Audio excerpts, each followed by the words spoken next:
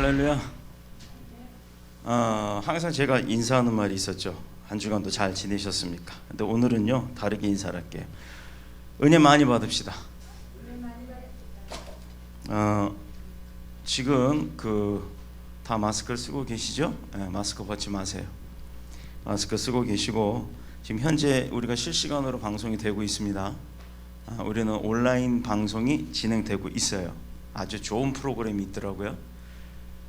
방금 전에 우리가 찬양을 할 때 공무원 둘이 왔다 갔지요. 와서 뭐라고 얘기하고 갔는지 아세요? 목사님 고맙습니다. 정말 잘 지켜주셨네요. 오니까 기재사항, 그리고 저 체온기, 또 알코올 냄새가 풍부하게 나는 거 보니까 소독도 다 하신 것 같고, 손소독제니 뭐니, 그리고 교인도 그때는 한 분밖에 안 앉아 계시잖아요. 그러니까 뭐라고 얘기하냐면, 교인이 오늘은 출석들 안 하시는 거죠. 그래서 아무 말 안 하고 우리는 하루 시키는 대로 다 했어요. 그랬더니 뭐라는 줄 아세요? 고맙습니다, 목사님 감사합니다, 그리고 인사하고 간 거예요. 최소 인원이 정예의 인원입니다. 예배를 위해서 준비할 수 있는 최소 인원이 이렇게 모여서 예배할 수 있도록 허락하신 하나님 앞에 감사드립니다. 오늘 성경 본문의 말씀으로 나눌 은혜의 제목은요, 두려움이 없는 세상. 자, 두려움이 없는 세상. 마스크 쓰고 찬양하고 마스크 쓰고 설교하려니까 민망하네요. 그래도 하라고 하니까 해야 되시겠죠. 자, 예수님 앞에 유대인들이 또 그리고 바리새인들이 예수님 앞에 와서 로마 시대 때 돌아다니던 그 동전을 가지고 와갖고 얘기를 하죠. 이게 누구 것입니까? 라고 주님 물어보죠. 주님, 이게 누구 거냐? 너네가 갖고 있는 그 동전이 누구 거냐? 했어요. 그랬더니 그 동전에 이름이 새겨 있었어요. 얼굴이 카이사라 카이시스. 그때 하나님이 말씀하시죠. 하나님의 것은 하나님에게, 세상 것은 세상에게. 우리가 속해 있는 나라는 어떤 나라입니까? 안 들려요, 마스크 때문에. 대한민국 맞죠? 그 다음에 또 우리가 속해 있는 나라는 어디예요? 하나님의 나라. 하나님의 나라에 속해 있는 국민에게 예배드리지 마라는 잘못된 거예요. 예배를 드리되 좀 어떻게 해서 드려달라, 이렇게 얘기를 하는 게 맞는 거죠. 예를 들어서 우리는 한 주간에 주일 한 번 딱 나와서 예배를 드리고 한 주간의 양식을 먹고 사는 거예요, 말씀으로. 그런데 세상 사람들은 한 끼만 굶어도 배고프다고 난리 나죠. 두 끼, 세 끼만 굶으면 옆 사람 때려 죽이려고 할 거예요. 자기들은 한 끼만 굶어도 살 수가 없다고 아우성치면서 믿음의 사람들에게 믿음의 양식을 계속해서 걸러라? 이건 말이 안 되는 겁니다. 물론 온라인 예배도 있고 가정 예배도 있고 좋은 방법들이 있죠. 대안으로 얘기하는 것은 하나님께서 분명히 우리에게 말씀하신 것 중에 성산에 올라 외치라라고 얘기를 했고, 그럴 때 내가 그 기도에 응답하는데 그냥 응답하시는 게 아니라 너희가 알고 있는 것보다 더 놀라운 것으로 응답하겠다고 말씀을 하셨어요. 뭐 가정 예배 드리는 게 잘못된 거 아닙니다. 온라인 예배 드리는 거 아니에요. 우리도 온라인 예배를 하고 있으니까. 그러나 어떤 예배가 되었든지 내 마음의 중심을 가지고 하나님 앞에 드리는 게 옳다라는 겁니다. 그것을 하라 말아라고 할 권리는 그 누구에게도 없어요. 그런데 오늘 제가 아침에 찬양을 하면서 이 마스크를 쓰고 찬양을 하면서 느낀 게 있습니다. 찬양하신 분들, 연주팀 다들 호흡하기 힘들었죠. 요 마스크 한 장 갖고 호흡을 하는데도 힘듦이 있는데, 부자연스러움이 있었는데, 억압된 세상 가운데서 예배 드리지 못하는 사람들이 있다는 것, 우리가 기억해야 될 것 같습니다. 자유로움이 없어서 예배 드리지 못하는 그들을 위해 우리가 기도해야 될 것 같아요. 그들은 죽음을 눈앞에 두고 예배하다 걸리면 죽는 상황이 오는 그런 상황에 빠져 있음에도, 그런 두려움을 갖고 있음에도 하나님의 세상을 알기 때문에 그 예배를 드리는 거예요. 지난 2014년에 우리나라에서는 잊을 수 없는 사건이 벌어졌었죠. 요맘때입니다. 4월 16일 아침, 진도 앞바다에서 세월호가 침몰하는 사건이 있었어요. 다들 그 사건에 대해서는 더 얘기해도 잘 아실 테고, 제가 아는 존경하는 목사님이 교회 하나가 6명의 학생이 그 배를 탔고 1명을 제외한 5명이 안타깝게도 목숨을 잃는 사고였습니다. 요즘은요, 여기 다 이제 부모님들 계시고 자녀분들도 있지만 대부분의 가정이 아들이나 딸이나 자녀를 하나 또는 둘만 낳으면 그냥 거의 끝이에요. 셋, 넷 낳은 가정도 있습니다. 대한민국이 애국을 하는 거죠. 그런데 그런 자식을 그렇게 귀하게 낳아서 키우던 자식을 수학여행길에 보냈다가 바다에서 잃어버렸으니 그 슬픔이야 누가 알 수 있겠어요. 잃어버린 부모 당사자들 아니면 그 슬픔은 알 수가 없는 상황일 겁니다. 그런데 그 사고가 왜 고난주간과 그리고 부활주의를 앞두고 일어났을까? 너 그 수학여행 간 게 잘못됐다라는 게 아니에요. 그건 오해하지 마시길 바랍니다. 예수님의 말씀에 한 생명이 천하보다 귀하다라고 했고, 또 이 귀한 생명들이 그 많은 인원들이죠. 그 많은 인원들이 다 어디로 가버린 거예요. 그렇게 생각해 보면 정말 그 아이들의 생명은 고귀하고 안타까운 겁니다. 하물며 저도 그런 마음이 드는데 그 부모, 당사자인 그 부모들의 마음은 오죽하겠냐 이 말이에요. 온 국민이 너나 할 것 없이 한 마음으로 그 고통을 나누고 위로하기까지 했던 큰 사건입니다. 근데 벌써 그게 몇 년이에요? 6년이 지났나요? 또 지금 우리가 살고 있는 이 세상은 그러면 어떤 세상입니까? 그 사건 말고도 많은 사건들이 있죠. 그 이외에도 겨울에 눈이 얼어가고 얼음이 얼었나요? 블랙아이스인가?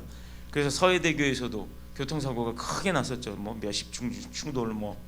그래서 거기서 사망한 사람들도 많습니다.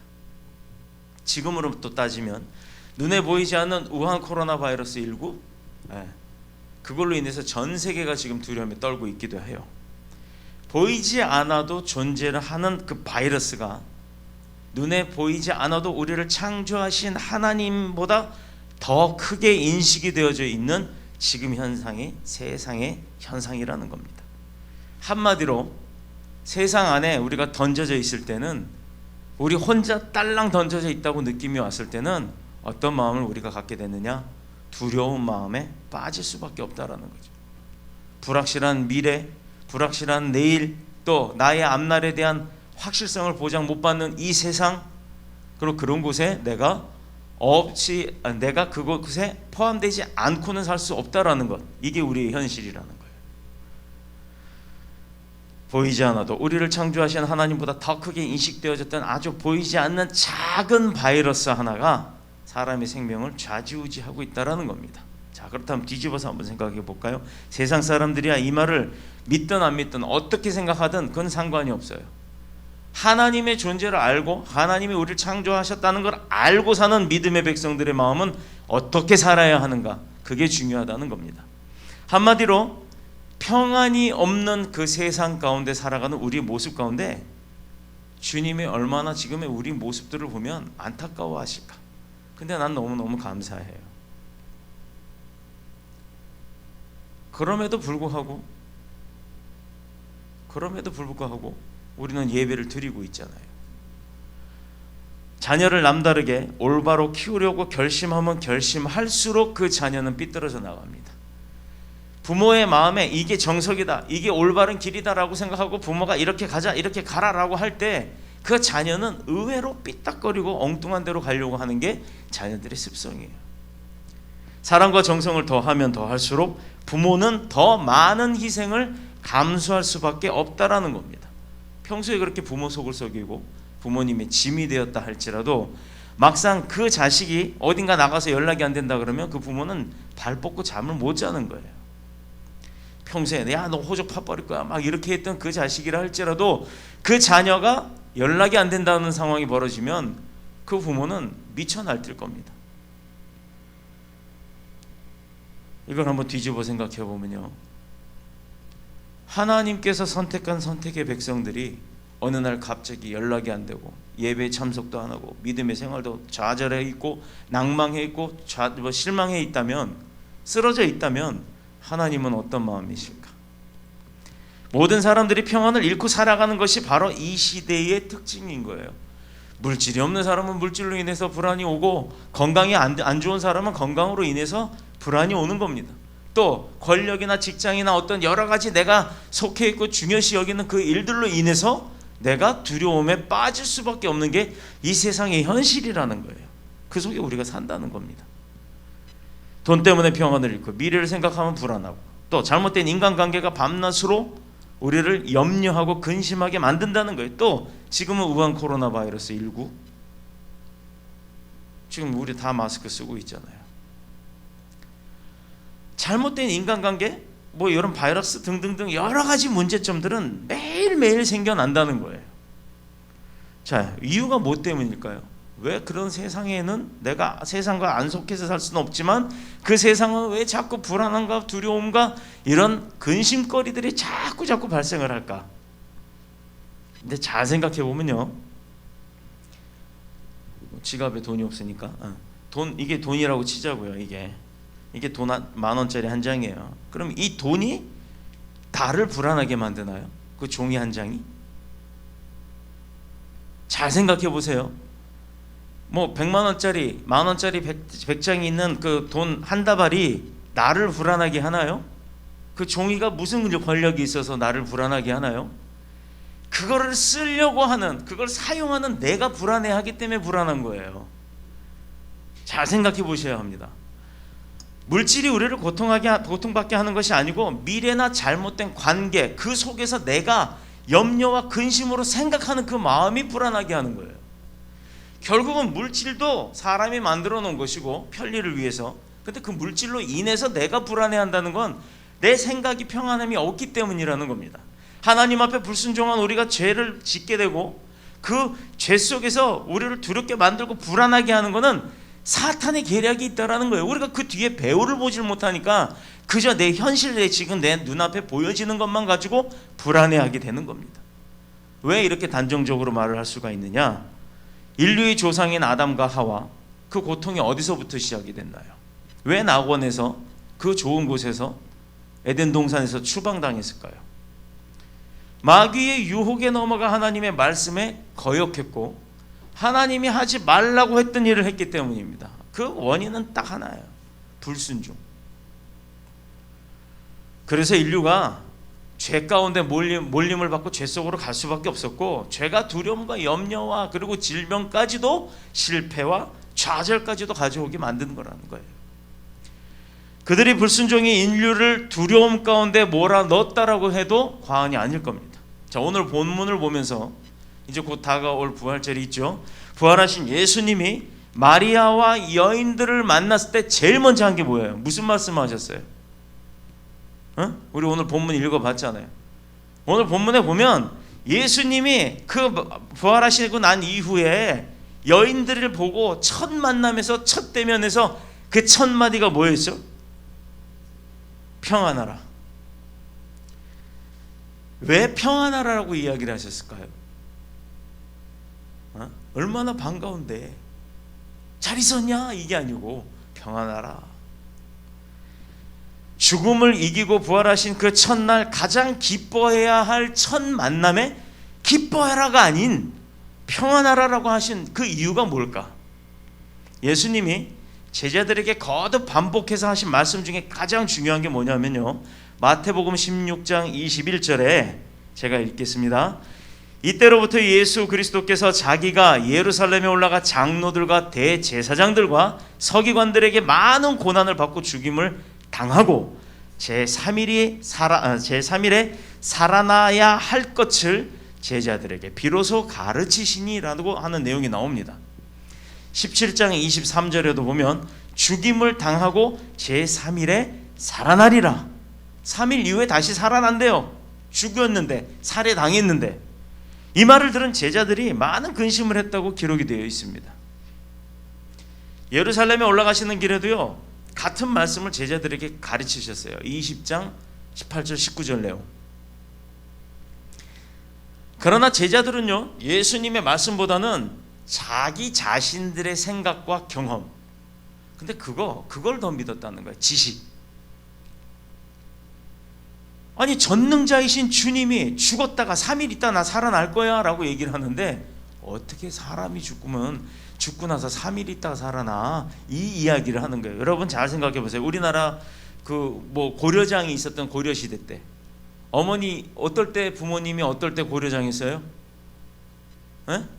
앞니빨이 2개 정도 남을 때 되면 등에 업고 산에 가서 그 양식 조금 넣어주고 문을 닫아버렸죠. 굴 속에다 매장한 거예요. 그게 고려장이에요. 뭐 할 때? 이빨 2개 남을 때. 요즘 같으면 임플란트 해갖고 고려장 없어졌을 거예요 아마. 근데 요즘은 어떤 일이 벌어졌냐면요, 요즘이 아니라 그땐 그런 일이 벌어졌어요.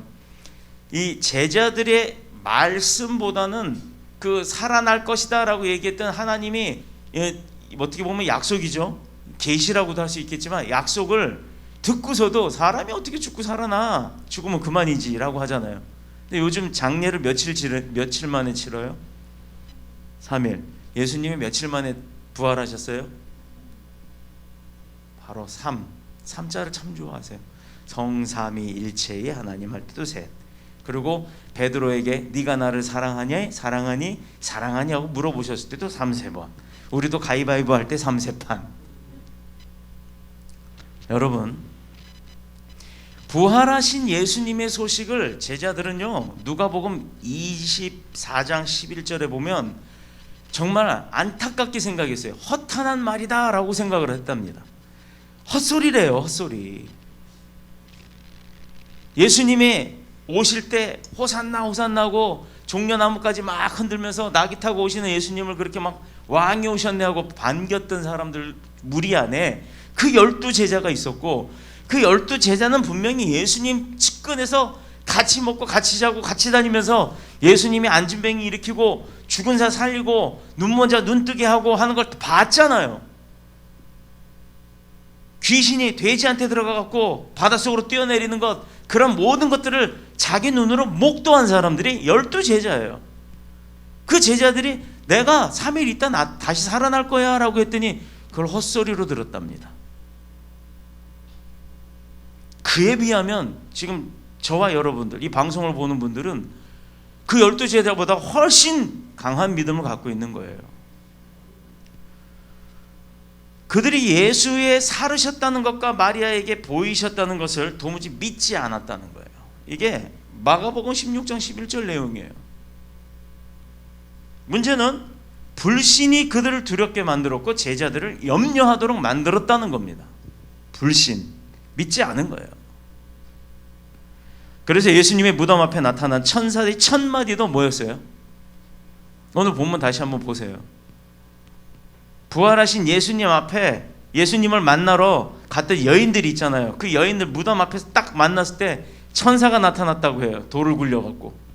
그 천사가 뭐라고 해요? 1000마디가 무서워하지 마라. 네. 부활하신 예수님도 여인들 앞에 나타나서 딱 하는 말이 뭐?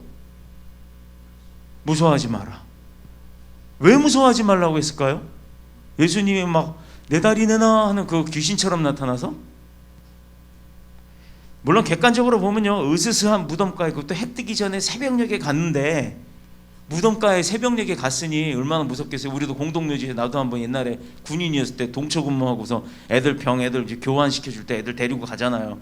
쭉 갔는데 어떤 여자가 무덤가에서 하고 울고 있어요. 아니, 여자가 막 울고 있는 거예요. 이렇게 보니까. 근데 치마 입은 여자인데 몸뚱아리는 하나도 없고 치마에 모가지만 있는 거, 얼굴만 딸랑 있어요. 기절을 하고 다 나가 자빠졌죠. 알고 봤더니 그 월남 치마? 추우니까, 길 잃어버린 아가씨인데 산에서 추우니까 그거를 쪼그리고 앉아서 목까지 올린 거예요. 근데 그걸 딱 봤을 때 치마하고 머리밖에 없잖아요. 기절을 했다니까. 자, 각설하고, 객관적으로 보면 그 으스스한 무덤가에 새벽에 갔는데 누군가가 턱 나타나서 확 나타났으니 얼마나 놀랬겠어요. 그러니까 무서워할 수 있었겠죠. 이게 우리가 생각할 수 있는 내용입니다. 여인들의 가슴이 놀랄만도 하였고 죽은 줄로만 알았던 예수님이 갑자기 눈앞에 딱 나타나가지고 말을 겁니다. 그러니 놀랄 수밖에 없죠. 근데 여러분, 내가 사랑하는 아내, 남편이라고 하긴 좀 아직은 좀 우리가 젊으니까, 내가 사랑하는 우리 부모님이 돌아가셨어요. 얼마나 내가 그 부모님이 그리우면 꿈에서라도 한번 나타났으면 좋겠다라는 마음을 갖고 그 가슴이 아릴 때가 있죠. 내 부모님에 대해서 내가 살아계실 때 조금만 잘할 걸 하고 내 부모님에 대한 고마움을 알 때쯤 되면 그 부모님 내 옆에 없다는 게 우리 현실이에요. 살아계실 때는 그렇게 막 꼰대 같고 그렇게 잔소리만 하는 부모 같지만, 정작 그 부모 입장이 된 내가 그 부모 입장이 되면 그 부모가 얼마나 나를 사랑했는지를 그때 가서 깨닫는다는 거죠. 자, 그럴 때 꿈속에서 부모님 나타나면 귀신 나타났다고 도망갑니까? 내가 사랑했던 사람이 나타나면 엄마 아빠하고 막 쫓아갈 거예요. 막 그분들이 멀리 가도 꿈속에서라도 막 쫓아가서 만져보고 싶어서 목이 터져라고 외치고 하는 그런 꿈들을 꿔보셨을 겁니다. 내가 사랑하는 사람이라면, 내가 사랑했던 사람이 죽고 그가 다시 부활하여 내 눈앞에 나타났다면 귀신이 나타났구나 하고 무서워서 도망갈 것이 아니라 얼른 달려가서 반가워서 안아볼 겁니다. 그러나 십자가 사건, 오늘 본문의 흐름을 잘 보면요, 일시적으로 나타났던 그 불가사의한 그 현상 때문에 충격을 받아가지고 놀래 자빠졌다라는 거예요, 사람들이. 근데 그런 것이 아니에요. 사실은 그런 내용이 아니란 말이에요. 현실적으로 우리가 생각할 때는 갑자기 죽었던 사람이 탁 나타났으니까 놀랬다 이렇게 했을 거 아니에요. 그게 아니란 말입니다. 믿고 따르던 예수님께서 하나님을 모욕하고 국가를 반역한 죄인으로 십자가에 달려 돌아가셨어요. 이거 이해돼요? 지금 제가 한 말? 예수님이 누구예요? 하나님의 아들, 살아계신 하나님의 아들. 그 예수님이 누구를 대변하러 온 거예요? 하나님을 대변하러 왔잖아요. 그런데 누가 그를 모함했어요? 제사장들. 하나님을 잘 알고 섬기는 제사장들이 예수 그리스도를 모함을 합니다. 하나님을 모욕했다, 신성 모독이다, 이렇게 하면서 예수님 앞에 죄를 씌웠고 그 예수님을 십자가에 달려 돌아가시게 만든 장본인이 믿음을 갖고 있던 사람들이에요. 그래서 하나님을 모욕하고 국가를 반역한 죄인으로 몰아쳐서 십자가에 달려 돌아가시게 했어요. 이 사건이 예수님의 제자들에게 주는 충격은 어마어마한 거죠.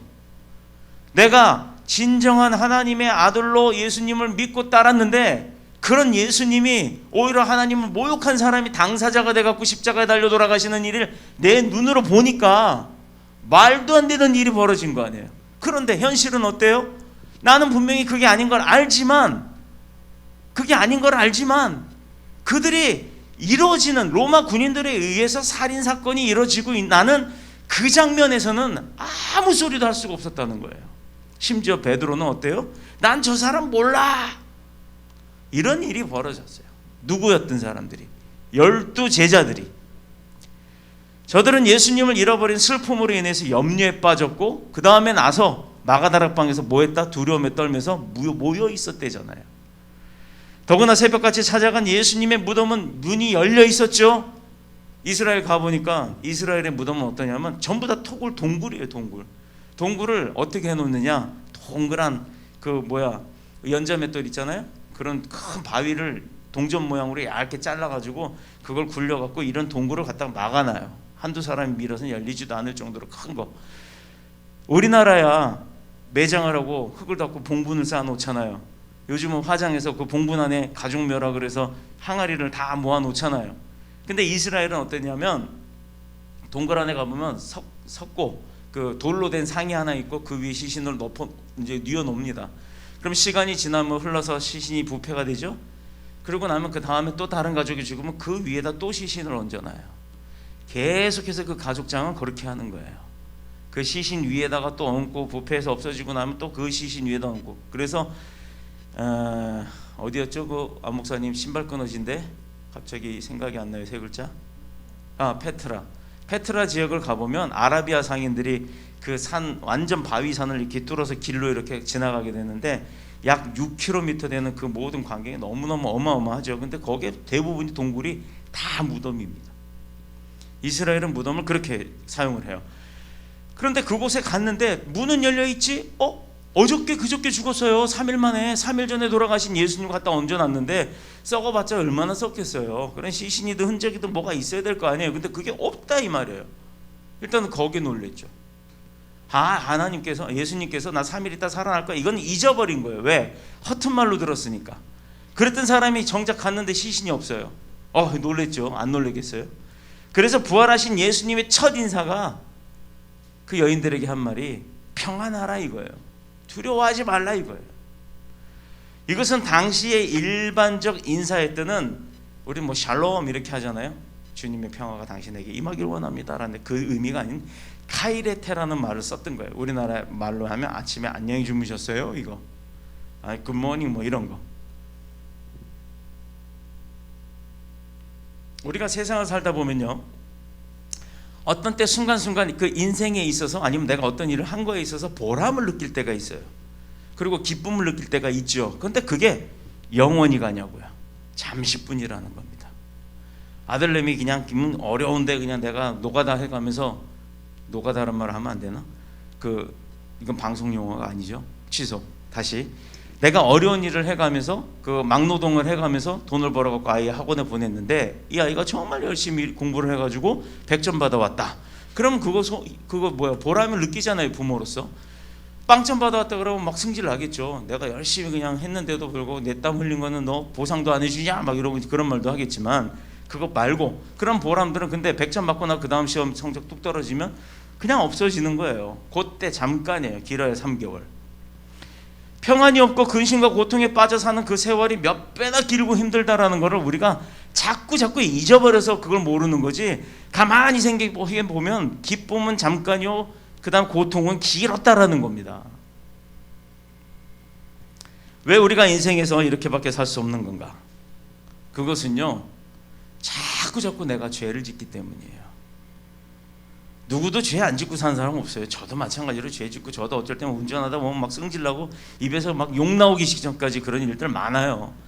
이게 사람은 누구나가 그럴 수밖에 없어요. 이 죄가 인간에게 결국은, 원죄가 인간에게 죽음을 가져오게 되었고, 이 죄가 인간에게 오는 모든 온갖 좋은 것들을 자꾸 뺏어가려고 한다는 겁니다. 이 죄가 하나님과 우리 사이를 멀리 갈라놓고 말았기 때문이에요. 그래서 우리가 계속 한 주간에 예배 나와서 예배 드리면서 하나님 앞에 자꾸 회개를 하는 건 뭐냐면, 어떻게든 내가 지은 죄를 자꾸 고백을 하고 용서를 받아서 하나님과의 관계를 끊어뜨리지 않으려고 노력하는 거예요. 그래서 조금이라도 가깝게 지내고자 하는 것이 예배인 거고, 우리 교회의 올해 목표가 뭐예요? 하나님께 더 가까이. 근데 현실은 어때요? 하나님과 점점 멀어지는 일들만 벌어지고 있죠. 그거를 우리가 지혜 있는 분들은 금방 알아챌 거예요. 하나님이 주신 말씀에, 하나님이 주신 우리 교회의 올해의 목표가 하나님께 더 가까이입니다. 그런데 지금 상황은 가까이 할 수 없는 일들이 자꾸 생겨요. 그럼에도 불구하고 가까이 하는 자는 어떤 일이 벌어질까? 그럼 본인들이 판단하세요. 그럼 얼마나 내가 기쁨이 오겠습니까? 사탄은 우한 코로나19 바이러스 사태로 하나님과의 우리 관계가 점점 멀어지게 만들고 있다는 거예요. 이거 끝나고 나면 또 다른 거 갖고 장난질 하겠죠. 그래도 우리는 그러나 말거나 변함이 없어야 되는 거예요. 좌로나 우로나 치우치지 아니하고 오로지 하나님 한 분이 주신 그 길을 향해서 가야 될 줄로 믿습니다. 교회가 전념의 매개체가 된 것처럼 호도하고, 또 그에 따라서 사람들이 예배 모임을 꺼려하는 마음을 갖게 만들어요. 아니, 방송에서 좋은 소식 얘기하는 거 봤어요? 방송에서 진짜 기쁜 소식, 야 누가 어떻게, 이 얼마 전에 마스크 그 장애인이 이건 부자만 하는 건 줄 알았더니 나도 할 수 있어서 고맙습니다 하고 몇 장 딱 갖다 놨는데, 나 그거 보고 얼마나 눈물이 났는지 몰라요. 그 부자만 하는 건 줄 알았대요. 얼마나 세상이 그렇게 각박하게 살았으면. 그런 뉴스는 왜 잠깐 나오고 맙니까? 몇 명이 죽었다 어쨌다 매 사람 죽는 이야기만 해요. 사람이 사는 이야기는 안 해. 이것이 어찌 잘못됐다고만 말할 수 있겠습니까만, 세상 속에 살아가면서 세상에서 원하는 것을 거부하며 믿음 생활하는 것도 좋은 방법은 분명 아닙니다. 그런 상황 속에서도 늘 우리의 찬양처럼 어떤 상황에서도 우리의 예배와 찬양이 멈추지 않을 거라는 그 고백, 그건 정말 하나님이 기뻐하는 믿음인 거예요. 정말 진짜 예배 나올 수 없는 상황이 되면 산에 올라가서 혼자 예배를 드리더라도, 아니면 가정에서 예배를 드리더라도, 온라인으로 예배를 드리더라도 예배 드리는 게 중점이 돼야죠. 그런데 재밌는 게 있어요. 사람은 서면 앉고 싶고, 앉으면 눕고 싶고, 누우면 뭐 하고 싶다? 자고 싶어요. 방송으로 예배 드려요? 내가 솔직하게 이렇게 방송 매주 올라갑니다만 조회수를 보면 알죠. 조회수를. 그리고 그 방송을 올린 사람은 그 알잖아요. 그 좋아요, 싫어요 뭐 이런 거 말고 몇 번 조회가 됐고 어느 지역에서 조회가 됐는지 그게 다 뜨거든요. 통계가. 과연 교인이 100명이고 1000명이고 10,000명이고 10만 명 중에 그런 교인이 있는데 10만 명 다 지금 온라인 예배들 드리죠. 몇 명이 그럼 10만 명이 클릭이 돼야 되잖아. 무슨 얘기인지 아실 겁니다. 거기에 현혹되지 맙시다. 인간으로서 최선의 대비를 하고 하나님께 더 가까이 갈 수 있는 것, 이게 중요한 거예요. 인간으로서 이런 사태, 국가적 뭐 어떤 방법에 동참해야죠. 동참하는 건 맞습니다. 아까도 와서 그 얘기 하잖아요. 목사님 너무너무 준비 잘해 주셔서 고맙습니다 하고 오히려 인사하고 가요. 뭐 더 없어요? 주일인데 쉬지도 못하고 공무원 2분, 남자분 여자분 2분이 이렇게 다니는데 많은 교회들이 협조해야죠. 교회가 본이 되어야 되지 않겠습니까? 그겁니다. 말로만 하는 게 아니에요. 행동으로 옮길 수 있는 게 그게 참된 믿음의 소유자들의 본이 되는 모습인 겁니다. 가정에서 예배를 드리기로 하고 또 온라인으로 예배를 드리기도 하고 또 마스크 착용하고 소독된 예배당에서 예배 드리기도 하는 것, 우리가 지금 그걸 하고 있잖아요. 모든 세상이 그렇게, 모든 교회들이 그렇게 하는 거예요.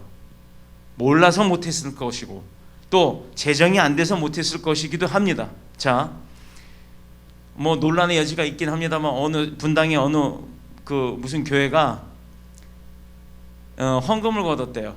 자, 헌금 걷어서 목사가 쓰는 게 아니라는 거예요.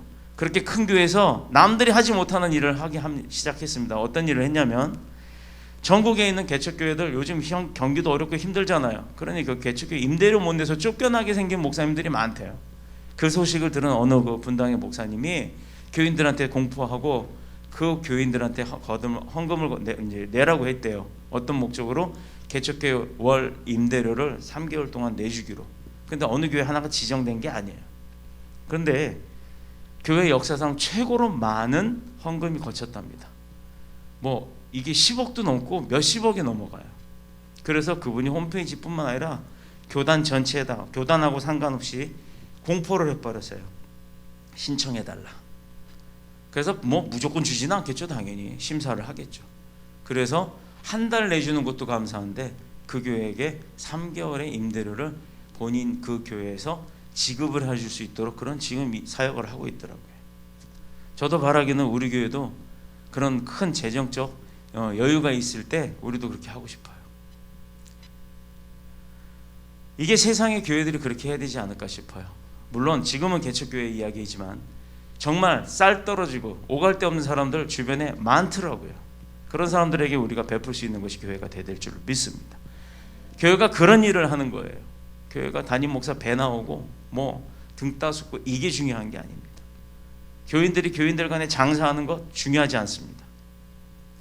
세상을 돌볼 수 있는 것이 바로 예수님의 사랑인 거예요. 나보다 형편이 어려운 사람들을 돕는 거예요. 그 장애인처럼. 변함없는 것은 그럼에도 우리의 믿음은 변치 않아야 된다는 거예요. 세상이 어떻든지 간에. 죄로 오염된 이 세상은 당장은 우리에게 좋은 것을 주는 것 같아요. 당장은 달짝지근하니까. 그러나 결국엔 모든 걸 다 그 달짝지근한 뒤에 당뇨병이 오는 등등등의 여러 가지 문제들이 발생하는 것처럼 다 뺏어가고 만다는 겁니다. 어느 정도 성공했다 싶었는데 믿었던 사람 통해서 욥처럼 우리에게 고난이 다가올 때도 있어요. 그래서 피땀 흘려 번 재물도 하루아침에 다 뺏겨버리기도 하고 건강했던 육신이 하루아침에 질병이나 사고로 무너지기도 합니다. 심지어 사랑했던 사람도 내 품에 있는 자식까지 뺏어가는 세상이 요즘 세상이에요. 이래서 이 세상은 늘 슬프고 고통스럽고 허무하고 평안이 없을 수밖에 없는 겁니다. 그렇다면 우리가 어떻게 하면 그 평안을 지키고 유지할 수 있느냐? 어떻게 해야 참 기쁨과 감사로 충만한 삶을 살 수 있느냐? 이게 중요하겠죠. 예수님은 부활하신 후에 첫 만남을 통해 평안을 먼저 말씀하셨던 것처럼 평안을 잃고 두려움에 빠져 있는 사람들에게 주님께서 뭘 한다? 평안을 주시겠다라는 겁니다. 여러분, 누가 주신다고요? 주님이 주신다는 거예요. 우리가 가질 수 있는 게 아니란 말이에요.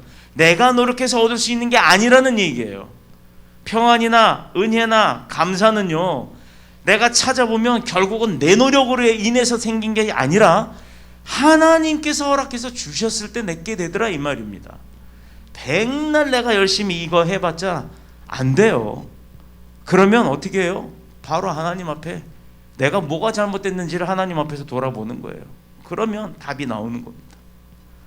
우리 교회 설립일이 언제예요? 더뉴스 복음교회가 설립된 날,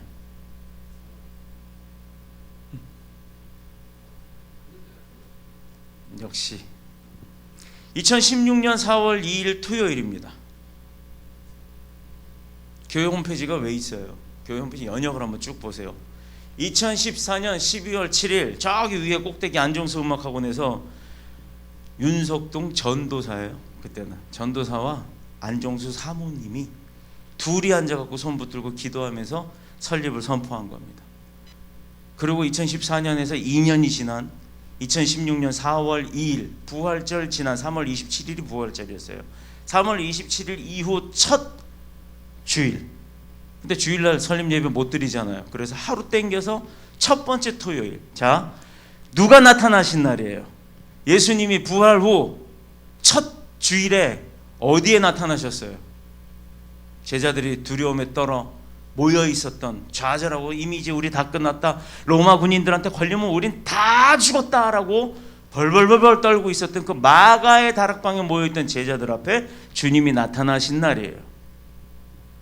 우리 교회가 왜 공사도 안 끝났는데 4월 2일날 설립 예배 드립니다라고 선포가 되었을까요? 기도 끝에, 이곳에서 막 공사하면서 기도 끝에 저 혼자 공사를 하고 있으니 이게 언제 끝날 줄 알아요? 이게 1월 1일 날부터 시작된 겁니다. 2014년 1월 1일부터 이 신정 연휴 때 여기다 장비 사다 놓고 뭐 가라민 봐서 뭐 같이 일했으니까 더더욱이 잘 알죠. 이 벽 이제 나무 끼우고 스티로폼 막 끼울 때 그때 선포를 하게끔 하신 거예요. 4월 2일. 근데 아무리 생각해봐도 4월 2일까지 내가 이 공사가 끝날 자신이 없어요. 밤을 새서라도 날짜가 선포되니 일을 하게 되더라고요. 그러고 나서 4월 2일이 왜 4월 2일인가 했는데 오늘 본문 마태복음 28장을 읽다가 기절할 뻔한 겁니다. 주님이 언제 나타나셨다? 부활하시고 난 첫 주일에 마가의 다락방 앞에 제자들 앞에 나타나신 거예요. 그래서 우리가 첫 주일은 못해서 하루 땡겨서 첫 토요일인 겁니다. 그래서 우리 교회가 기도발이 잘 먹히는 교회예요. 성전에서 기도해 보세요. 기도 정말 응답 잘 돼요. 얘기하고 나가다 보면 응답이 될 때도 있었어요. 하나님이 그런 분이에요. 그래서 3월 27일 부활절 후 첫 토요일에 설립 예배를 이곳에서 드리게 됐습니다. 그래서 우리 교회가 평안한 거예요.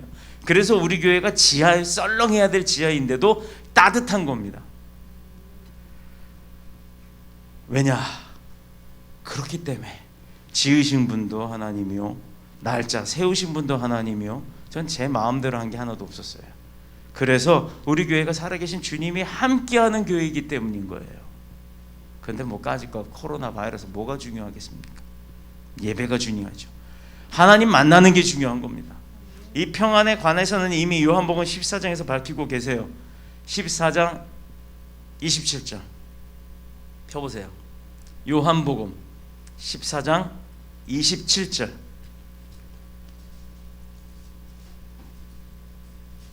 먼저 찾으신 분이 요한복음 14장 27절 읽어주세요. 요한복음 14장 27절.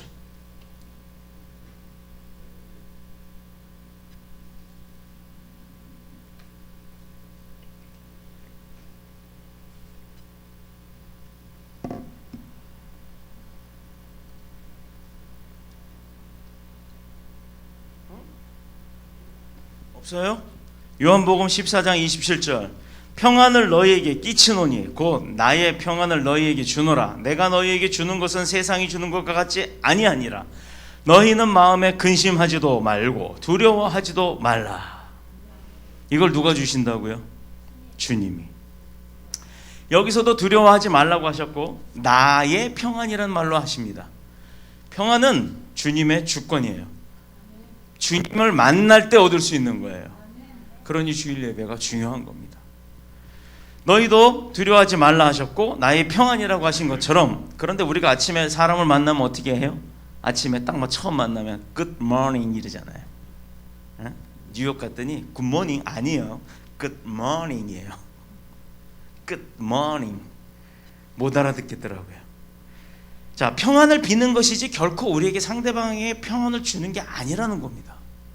평안은 그 사람에게 있기를 원합니다라고 기도해 주는 거예요.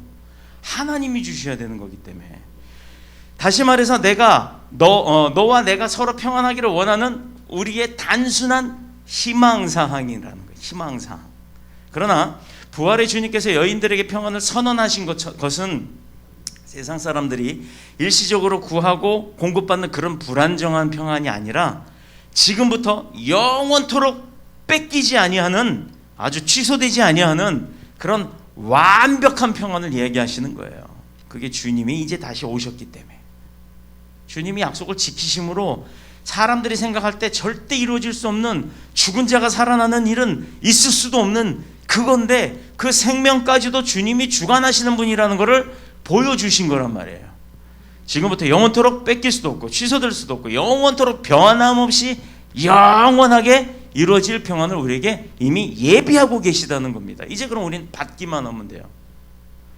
이 평안은 성육신하고 우리를 대신하여 십자가의 죽음을 당하시고 3일 만에 다시 살아나심으로 부활의 영광을 얻으신 예수 그리스도만을 통해야, 그 통해서만이 온전한 공급이 되는 줄로 믿습니다. 부활하신 예수님을 만남으로 기쁨과 평안을 얻는 것, 이 여인들의 모습을 어떻게 표현할 수 있겠어요? 얼마나 신났겠어요. 얼마나. 말도 못하는 거죠. 그건 표현이 안 돼요. 자식이 눈앞에 사라지고 연락도 없을 때 부모 그냥 밤새 친구들한테 전화해보고 별짓 다 해보죠. 온 동네방네 어디 가서 쓰러진 거 아니야? 어디 가서 잡혀있는 거 아니야? 등등등등등등. 사고 난 거 아니야? 막 경찰서고 병원이고 연락 다 해보죠. 그런데 아이가 갑자기 문을 열고 들어오면서 엄마 아빠 나왔어 이러고 들어와 봐요. 첫 마디가 이놈의 자식아 이러고. 근데 그게 미워서 그런 게 아니잖아요. 사람들이 부활하신 예수님을 만나는 순간에 누리는 감정도 그랬을 거라는 거예요. 내가 사랑했던 주님이 돌아가셨는데 3일 만에 다시 올 거야 알았던 건 우습게 알았기 때문에 그건 잊어버렸단 말이에요. 헛치 들었으니까. 그런데 그런 주님이 진짜 이젠 끝났어, 주님 없어, 이제 어떡하면 좋아 이러고 있는데 주님이 떡하니 났던데, 그 와중에도 도마는 진짜요? 진짜요? 아니 진짜요? 하고 손가락 넣어보고 다 해봤잖아요. 그러더니 만져보고 나서 알잖아요. 십자가로 예수님의 죽음으로 모든 것이 끝났다고 생각했는데 그 예수님이 다시 살아나 자신들 눈앞에 나타났으니, 그 예수님이 다시 살아났으니 이게 얼마나 행복해요. 더 놀랍죠. 불신으로 가득 찬 세상이 여인들로부터, 제자들로부터 예수님을 빼앗아가 버렸고, 또 그 죽음이 그분을 감추고 말았지만 예수님은 그 죽음을 이기고 부활하셔서 제자들에게 다시 그 모습을 보여주고 그 약속을 이루신 겁니다. 어찌 두려움에 물러가지 않겠어요? 어찌 그런 주님이 계시는데 바이러스가 여기서 살 수가 있겠어요? 어찌 근심, 걱정이, 불안이 내 마음 가운데서 없어지지 아니하겠습니까? 바로 이것이 부활의 복음을 믿는 자가 받는 은혜요, 축복인 것입니다. 다시 사신 예수님을 배울 때 제자들에게는 기쁨과 평안이 넘쳐요. 무덤을 지키고 있던 군사들과 종교 지도자들은 오히려 두려움과 근심에 빠지고 맙니다. 그래서 많은 돈을 들여서 군사들을 매수하고 헛소문을 퍼뜨린 거예요. 자, 이유가 뭐죠? 예수 그리스도, 그 예수 그리스도를 자신들의 인생에 있어서 걸림돌이라고 생각을 하는 겁니다. 조건부예요. 조건부 만남. 요즘 그런 거 있대요. 뭐 돈을 주면은 남자 여자가 만나갖고 어디 가고 막 그러는 거. 아니 남자 여자가 만나는데도 돈을 줘야 돼. 이거 안 좋은 거예요. 그리고 이거 이상한 거 생각하지 마세요. 돈 보고 결혼하는 거, 그거 얘기하는 거예요. 뭐 이상한 거 아니고. 그 다음에 예수님을 내가 만나는데도 내가 요 교회 가면은 몇 명 없으니까 보험을 팔아도 몇 개 안 돼. 저 교회 가면 사람이 많으니까 야 저기 가서 내가 보험을 팔아도 가능성이 몇 프로는 되겠지, 이런 생각하는 사람들. 근데요, 답은 따로 있어요. 우리 교회는 몇 명 안 돼요. 여기에도 보험하시는 분이 있는 걸로 알고 있습니다만 여기 이렇게 몇 명 안 되는 교회에 와가지고 보험해봤자 뭐 이득이 있겠어요? 그런데도 이 교회 나오는 이유가 뭘까요? 이런 사람들이 진짜예요. 왜? 하나님을 만나면 하나님의 능력으로 세상 가운데 선포할 때도 보험은 저절로 들어오게 돼 있어요.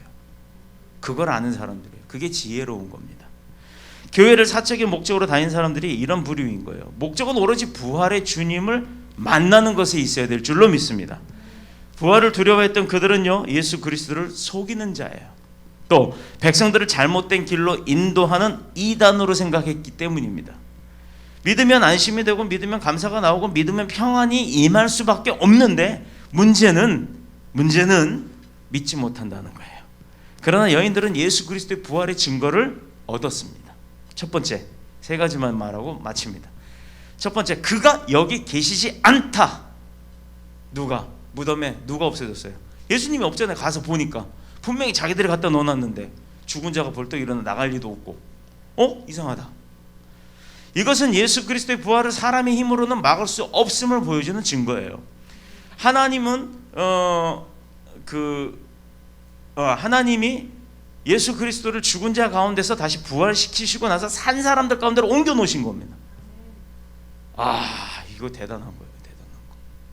죽은 시체를 갖다 산 사람들 놀래라고 길거리에 갖다 던져놓은 게 아니라고, 죽어있는 자를 살려서 산 사람들 가운데 다시 옮겨 놓으신 거예요. 다시 살게끔. 자, 사망의 무덤이 그 어떤 권세도 하나님의 아들 예수 그리스도의 죽은 자들 가운데서 다시 일으키고 부활의 영광을 얻는 것을 막을 수가 없었다는 거예요. 모든 사람은 사망의 권세에 잡혀갈 수밖에 없습니다. 그런데 믿는 자는 그렇게 사망을 했다 할지라도 주님이 다시 오시는 그날에 우리가 다시 살아날 수 있다는 걸 알고 있는 자들인 거예요. 그러므로 예수 그리스도는 믿는 자들 가운데서도 지금도 살아서 역사하시는 줄 믿습니다. 사랑하는 하나님의 백성들을 그래서 축복하는 거예요. 그런 걸 믿고 따르기 때문에. 두 번째, 말씀하신 대로 살아나셨다. 주님이 말씀하셨잖아요. 내가 3일 뒤에 살아날 거야. 근데 아무도 안 믿었던 거야. 그런데 주님은 살아나신 거야.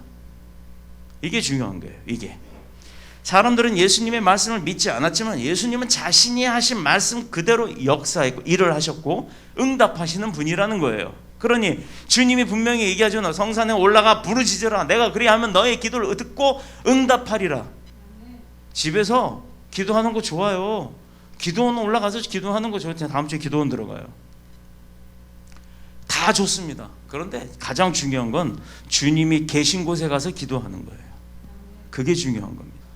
그분은 자신의 뜻대로 행하시는 분만 아니라 아버지의 뜻대로 순종하는 분이라는 것. 그래서 그런 능력이 있는 거예요. 하나님의 뜻을 이루기 위해서는 십자가를 지고 죽기까지 순종하는 분이었기 때문입니다. 누군들 그거 죽는 거 내가 죽을 거 알고 그거 하고 싶겠어요? 그럼에도 하셨다는 거예요. 중요한 것은 오늘 우리도 그런 예수님처럼 하나님의 언약의 말씀을 붙들려 나온 거예요. 순종의 길로 나아가면 우리의 삶은 말씀대로 이루는 축복의 삶을 살 수 있다는 겁니다. 사순기간에 예수님을 우리는 얼마나 가슴에 두고 사는지 생각해 보시기를 축복합니다. 지금 사순기간이에요. 우리를 위해서 고통당하고 묶임받고 지하 감옥에 갇히고 채찍질 당하고 침뱉음 당하고 로마 군인들로부터 멸시와 조롱을 당하고 계시는 주님이 지금 그 시기란 말이에요. 이 시기에 우리는 얼마만큼 그런 주님을 생각하고 그런 주님을 가슴에 두고 사는지 다시 한번 곰곰이 깊이 새겨보시기를 축복합니다. 마지막 세 번째, 9절에 기록된 대로 부활하신 예수님을 만났다.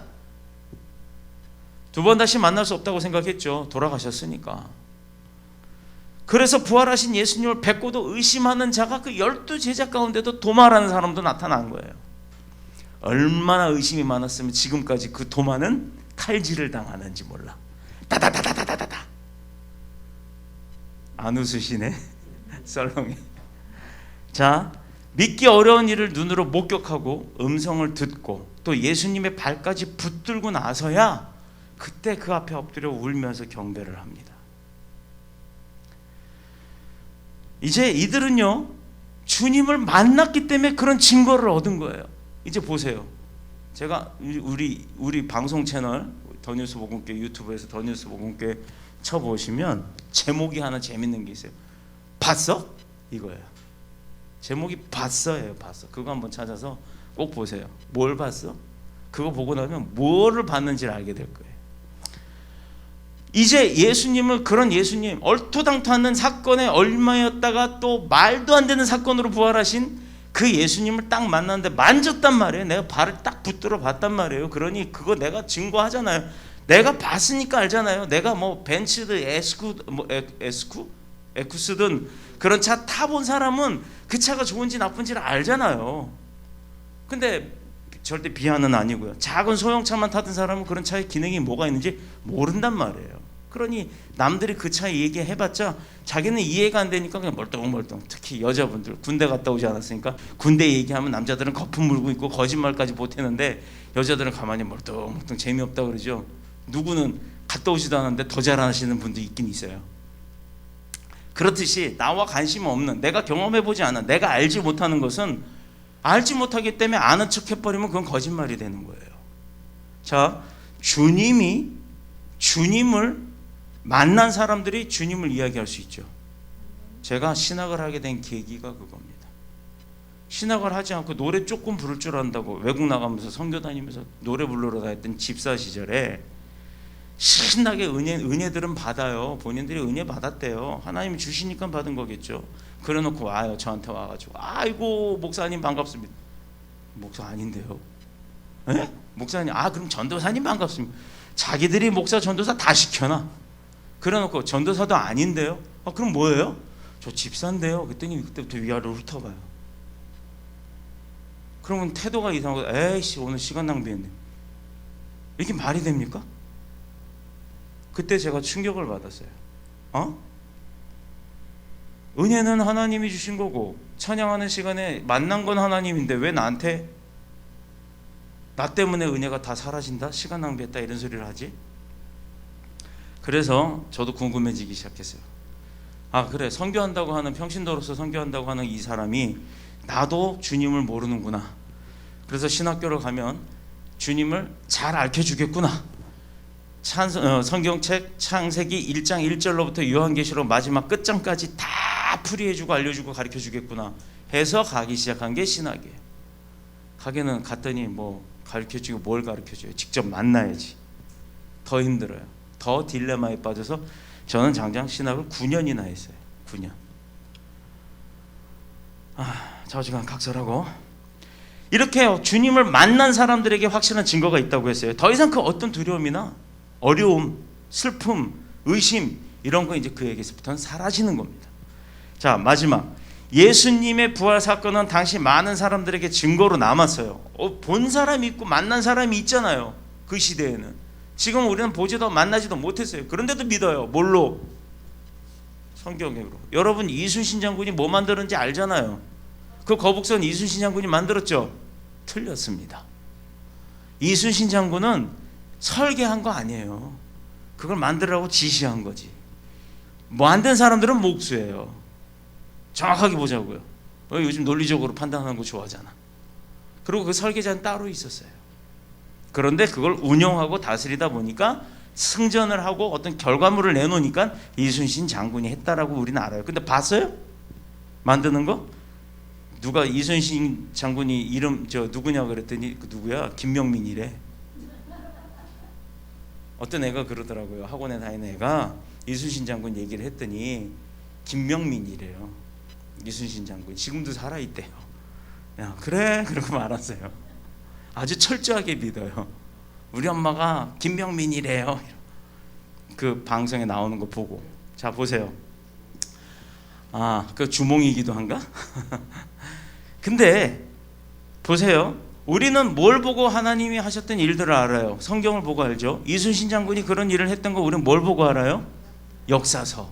자 이게 바로 그 하나님의 역사서예요. 이거는 안 믿고 우리가 학교 때 다니는 그거는 믿어요. 근데 그게 정치가 바뀔 때마다 이야기가 조금씩 바뀌잖아요. 난중일기를 갖다 내놓고 우리가 그걸 보고서 읽은 것도 아닌데도 그거는 믿고 이건 안 믿어요. 그런데 전 세계에서 가장 많이 팔린 베스트셀러가 뭔지 아세요? 백경 아니에요. 이거예요. 바이블입니다. 바이블. 128개국에 120개국 언어로 지금 번역돼서 배포된 게 성경이에요. 근데 그런 거는 안 믿어. 안 믿는 게 아니라 안 믿으려고 하는 거죠. 근데 우리가 왜 믿는 자들이 거기에 현혹이 되냐 이 말입니다. 자, 이는 성경대로 그리스도께서 우리 죄를 위하여 죽으시고 장사 지낸 바 되었다가 성경대로 사흘 만에 다시 살아나사 게바에게 보이시고 베드로에게 보이시고 후에 12제자에게와 그 후에 500여 형제에게 일시에 보이셨나니 그 중에 지금까지 태반이나 살아있고 어떤 이는 잠들었으며 그 후에 야고보에게 보이셨으며 그 후에 모든 사도에게와 맨 나중에 만삭이 되지 못하여 난 자에게도 보이셨느니라. 자, 12제자만 본 게 아니에요. 고린도전서 15장 3절에서부터 8절의 내용인데 고린도전서는 누가 썼어요? 사도 바울이 고린도 교회에다가 보낸 편지예요. 그 내용 중에 이게 기록이 돼 있다는 얘기는 고린도 교회, 그러니까 지금으로 말하면 인천 뭐 한 미추홀구 정도 되겠죠? 미추홀구 구민이 다 봤다는 겁니다. 그 사람들이 보고 가만히 있어요. 이거 좋아하잖아. 이게 이거가 되고 이게 이거가 되잖아요. 막 살이 붙어가지고. 그게 전해져 내려오는 게 성경입니다. 지금까지. 이 말씀에는 부활의 사건을 제일 먼저 목격한 여자들의 이름과 무덤을 지키던 사람들의 이름은 빠졌어요. 그러니 본 사람들을 다 기록한 게 아니라는 거죠. 기록된 사람들 이외에도 본 사람들이 더 많이 있었다라는 겁니다. 이것은 그들 위에도 예수 그리스도 부활에 대한 증거는 수없이 많은 사람들이 확실히 봤다라는 거예요. 하나님의 말씀은 구약의 선지자들로부터 시작했고 또 예수 그리스도의 자신의 말씀과 사도들의 증거에 이르기까지 그분의 부활을 증거하는 이유가 뭘까요? 뭐 때문에 그렇게 이유를 증거하고 있을까요? 사람의 힘으로는 죽음의 권세를 이길 수가 없다. 그래서 사람의 힘으로는 세상이 주는 두려움과 슬픔도 이길 수가 없다. 그렇기 때문에 다메섹 도상에서 사울 왕 크리스찬을 잡아 죽이기로 아주 눈에 불을 켜고 다니던 그 사울 왕이 도둑의 소굴인 그 다메섹 길에서 주님을 딱 만나고 나서 그가 회심을 합니다. 마음이 바뀌어요. 주님을 만나니까 바뀐 거예요. 그 만나고 나서 그 크리스찬을 핍박하고 죽였던 그 왕이 사도 바울이 돼서 모든 재산 다 버리고 자기가 여지껏 살아왔던 게 다 똥 같은 인생이었다고 고백을 하고 어떻게 해요? 그는 전도자가 되는 겁니다. 이렇게 부활의 주님을 만나고 나면, 내가 주님을 만나고 나면 모든 고통과 두려움이 사라질 수밖에 없는 거예요. 주님이 어떤 분인지를 알게 되니까. 그분이 내 편이라는 것, 내 백그라운드가 된다는 걸 알기 때문에. 왜 그렇게 말할 수 있냐? 예수 그리스도의 부활은 그 어떤 사람도 새롭게 할 수 있고 또 그 어떤 저주받은 환경이나 문제에도 넉넉히 구원해낼 수 있는 힘이 있기 때문인 거예요. 그거를 우리가 알 수 있는 거예요. 그래서 부활하신 그리스도 안에 있으면 새로운 피조물이라. 이전 것은 지나갔으니 보라, 뭐가 되었다? 새 것이 되었다. 바로 그겁니다. 고린도후서 5장 15절의 말씀. 이렇게 선포가 되는 거예요. 지금 저와 여러분, 이 방송을 보는 모든 분들이 그 선포의 대상자가 된 줄을 믿으시길 축복합니다. 그래서 이 부활하신 예수 그리스도를 영접하면 하나님의 자녀가 되는 그 권세가 임하게 되고, 그렇게 되면 모든 평안이 너희 것이다, 내가 가진 모든 권력이 너희 것이다 라고 인정해 주시는 거예요. 금년에 우한 코로나19 그 사태로 인해서 왜 고난 주간 중에 이것도 부활의 주일을 앞두고 일어났고 이 큰 사고를 통해서 우리들의 수많은 생명들을 잃어야 하는지, 그걸 한번 생각해 보자고요. 가족을 잃은 사람들 고통 말도 못합니다. 심지어 남편이 죽었는데 남편 장례를 치르지도 못하고 보지도 못한 상태에서 남편을 화장시켜버리는 그런 국가에서 살아가는 거예요. 지금 상황이. 그 부인이 자기가 병에 걸려 죽는 것보다도 남편을 그렇게 보지도 못하고 보낸 것에 대해서 더 힘들어하고 있어요. 오직 그분뿐이겠어요? 어저께 며칠 전에는 17살인가 되는 아들을 잃어버렸죠. 그를 위해 애쓰고 수고하는 많은 의료진들과 관련자들에 대해서 서운함만을 쏟아내는 게 이게 국민들의 의식이에요. 왜 그들이 욕을 먹어야 합니까? 아니죠. 그들은 자기의 목숨을 걸고 이 일을 해결하려고 노력하는 겁니다. 그분들을 위해서 기도해야 될 줄로 믿습니다. 나 자신만을 생각하는 크리스찬은 아닌지, 또 우리 대한민국의 교회가 부활신앙, 부활의 능력을 잃어버린 것은 아닌지, 부활의 영광을 바라보면서 예수 그리스도의 십자가의 고난, 그것을 외면하고 있었던 것은 아닌지를 철저히 회개하고 생각해 봐야 할 시점이라고 믿습니다. 이 고난 속에서 하나님이 우리에게 원하시는 것이 무엇일까? 우리에게, 저는 그것을 생각해 봤어요. 우리에게 부활신앙이 없다면 그 어떤 두려움도 물리칠 수가 없는 거예요. 그러면 결론은 그 모든 두려움이 다 내가 안아야 되는 거라는 겁니다. 세상이 주는 그 어떤 고통과 슬픔도 넘어갈 수 있는 방법이 없다라는 거예요. 부활의 신앙을 소유하고 있다면 재산, 명예, 건강 잃는 것, 이런 건 중요하지가 않아요. 방송이 주는 두려움도 극복할 수 있고 또 이길 수 있는 줄로 믿습니다. 부활신앙을 잃은 것보다 더 귀한 것을 다시 얻을 수 있으며 또 그 어떤 것도 회복할 수 있으며, 특별히 이번 사태도 두려움 없이 아무 문제 없이 잘 지나갈 수 있는 그 능력이, 하나님의 능력이 우리에게 임할 줄로 믿습니다. 그런 소망을 갖고 사시길 축복합니다. 믿음의 소망을 통해 두려움 없이 지내는 저와 여러분이 다 되셔서 정말로 이 사태가 조속히 마무리되고, 또 지금 뭐 소방 공무원들도 난리가 아니에요. 경찰 공무원, 소방 공무원, 그 다음에 동사무소 직원들, 구청 직원들, 이 사람들은 휴일도 없어요. 얼마나 속상하고 마음이 안타깝겠습니까? 그런 공익을 위해서 열심히 수고하고 일하는 많은 사람들을 위해서 크리스찬들이 한마디라도 따뜻한 말 한마디 전하고 또 그들을 위해서 기도해주는 축복의 삶을 사시는 저와 여러분이 다 되시기를 그리스도 예수님의 이름으로 축복합니다.